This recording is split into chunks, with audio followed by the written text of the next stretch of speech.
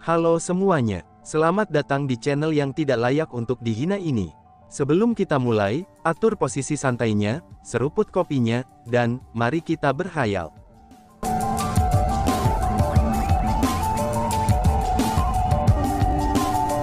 Melanjutkan cerita sebelumnya, kecepatan Chu Feng sangatlah cepat. Karena gerakannya yang sangat cepat, sehingga orang hanya bisa melihat bayangannya saja. Dia menyerupai hantu ketika dia muncul di mana-mana berulang kali. Setiap kali Chu Feng muncul, para monster akan segera menyerang lokasinya. Pengeboman terhadap tubuh mereka yang sangat besar, dan dengan kekuatan yang luar biasa, itu menyebabkan dinding gua yang sangat padat bergetar hebat. Selama periode waktu itu, Chu Feng melepaskan serangannya pada para monster tanpa henti. Namun demikian, monster itu tampaknya benar-benar kebal. Bahkan teknik abadi Chu Feng tidak efektif terhadap mereka. Tidak dapat melarikan diri dan tidak mampu mengalahkan mereka, Chu Feng terjebak dalam dilema. Sial, terperangkap dalam situasi semacam itu, kilatan tekad bersinar melalui mata Chu Feng. Saat berikutnya, kilat merah darah mulai turun, dan meninggalkan banyak ledakan di belakang mereka. Itu keterampilan bela diri tabu abadi Chu Feng, tabu abadi teknik petir darah. The Immortal Tabu Blood Lightning Technique, itu adalah salah satu kemampuan terkuat di gudang senjata Chu Feng saat ini. Setelah dia menggunakan Immortal Tabu Blood Lightning Technique, semua monster yang mengelilinginya langsung hancur berkeping-keping. Melihat Chu Feng dapat menggunakan teknik seperti itu, gadis kecil di punggung Chu Feng mengungkapkan ekspresi terkejut. Itu sudah jelas, kemampuan yang dimiliki Chu Feng jauh lebih kuat dari yang dia perkirakan. Melihat bahwa lingkungan mereka akhirnya tenang, Chu Feng akhirnya menghela napas lega. Dia takut kalau monster-monster itu tidak akan pernah berhenti.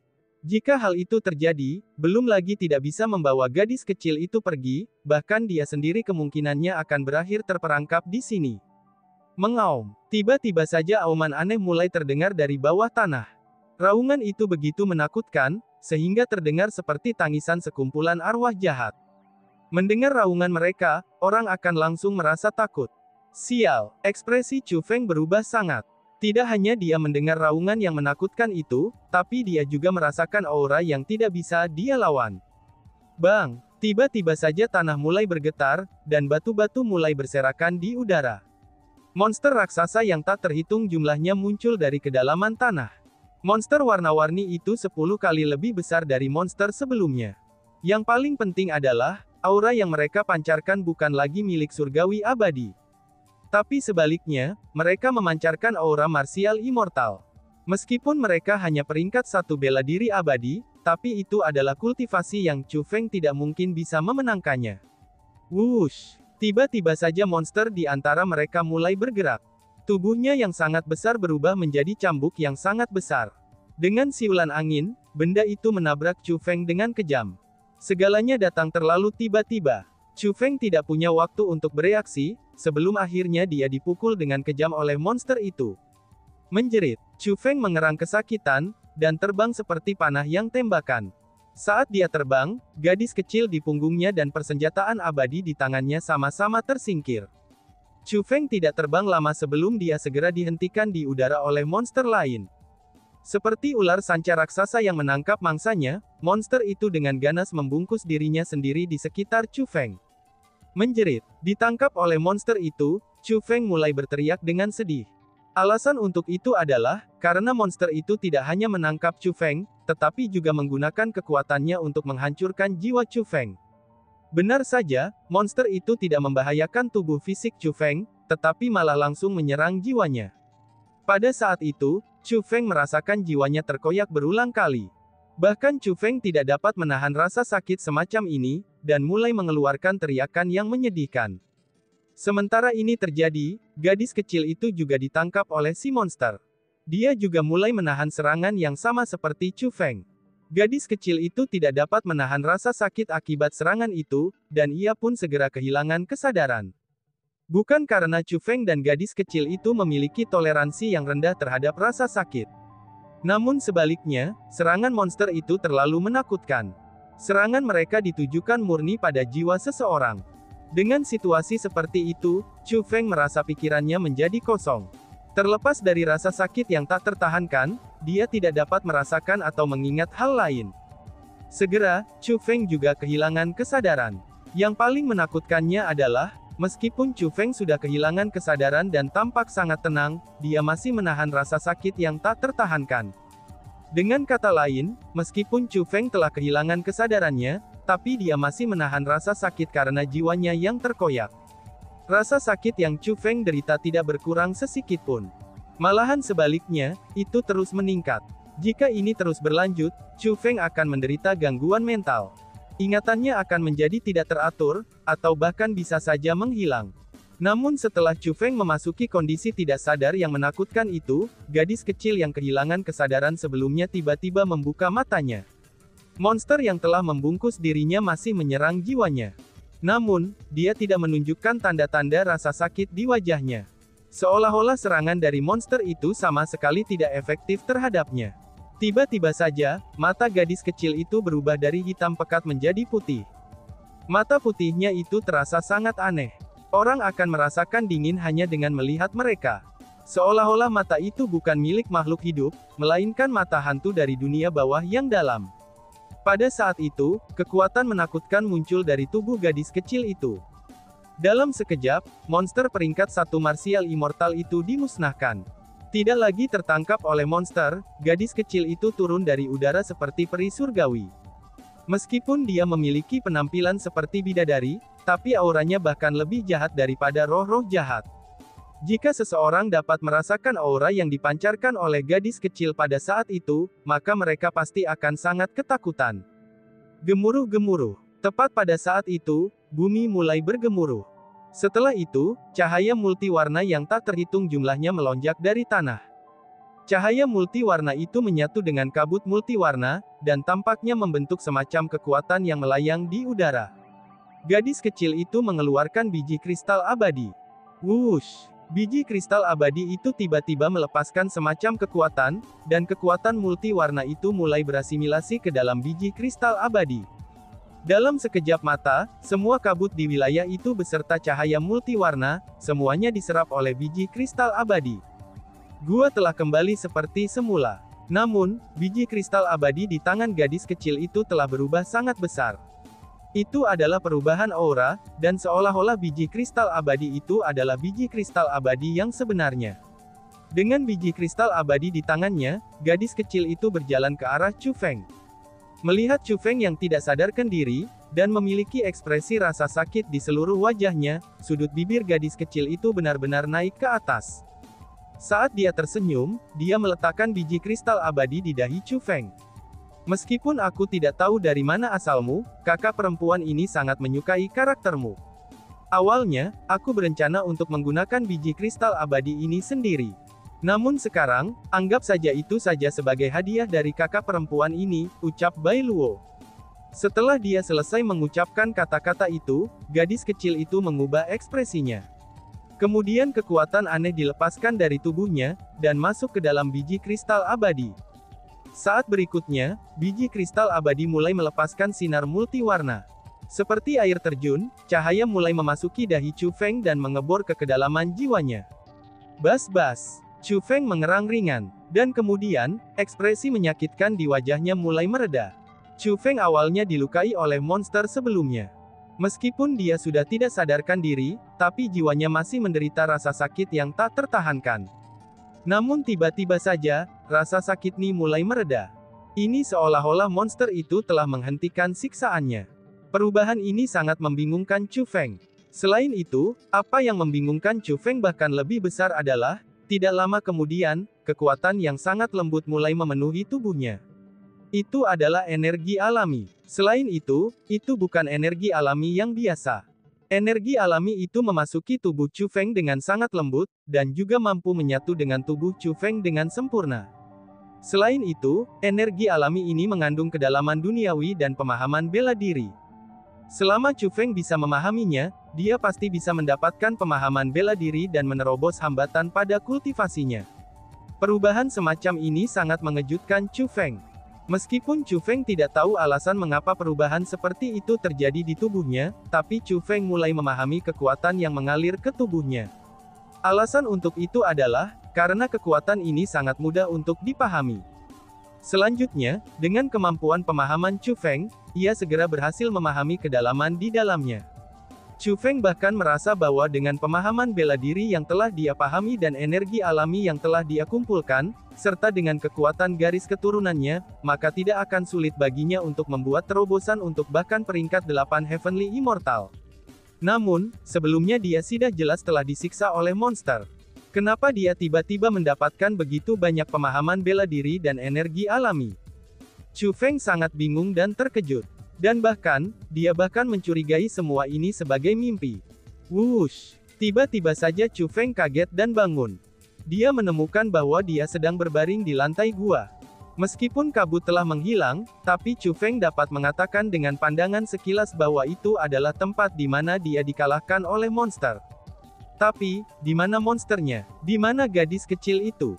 Selain itu, biji kristal abadi itu juga telah menghilang. Chu Feng mulai memeriksa pemahaman bela diri di kepalanya, dan menemukan bahwa mereka benar-benar ada di kepalanya. Selanjutnya, jika Chu Feng ingin, dia bisa segera mencoba terobosan. Bahkan Chu Feng sangat yakin bisa berhasil membuat terobosan. Ini menyebabkan Chu Feng menjadi sangat gembira. Semua ini bukan mimpi. Dipenuhi dengan kegembiraan, Chu Feng benar-benar berteriak. Ini sebenarnya nyata, ini benar-benar nyata. Chu Feng, kamu sudah bangun. Bagaimana perasaanmu? Apakah kamu baik-baik saja? Tepat pada saat itu, suara si ratu yang lembut segera terdengar. Nada suara si ratu dipenuhi dengan kekhawatiran akan keadaan Chu Feng. Ratu, aku baik-baik saja. Tidak hanya itu, tetapi sesuatu yang baik telah terjadi padaku, kata Chu Feng yang bersukacita. Terkandung dalam suaranya, itu adalah sukacita yang tidak bisa disembunyikan. Sesuatu yang bagus, apa itu? Tanya si ratu. Ratu, mungkinkah kamu tidak tahu apa yang terjadi sebelumnya? Tanya Chu Feng.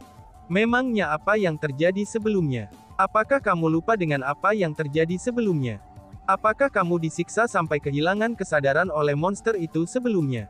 Tanya Suratu yang memiliki ekspresi bingung di wajahnya. Dia bingung dengan kata-kata Chu Feng. Si ratu mampu berbagi visi dan pendengaran Chu Feng, namun ketika Chu Feng kehilangan kesadaran dan jiwanya diserang oleh monster itu sebelumnya, si ratu tidak dapat melihat atau mendengar apapun. Jadi, meskipun si ratu masih terjaga ketika Chu Feng tidak sadar, tapi dia sebenarnya tidak tahu apa yang telah terjadi sebelumnya. Itu karena yang dia tahu adalah apa yang diketahui Chu Feng. Ratu, ada yang salah, kata Chu Feng. Apanya yang salah? Tanya si ratu. Chu Feng mulai memberitahu si ratu tentang apa yang terjadi padanya. Ada hal yang bagus, seru si ratu. Mendengar cerita Chu Feng, si ratu mengungkapkan ekspresi gembira. Selain itu, matanya yang indah juga berkedip-kedip tanpa henti.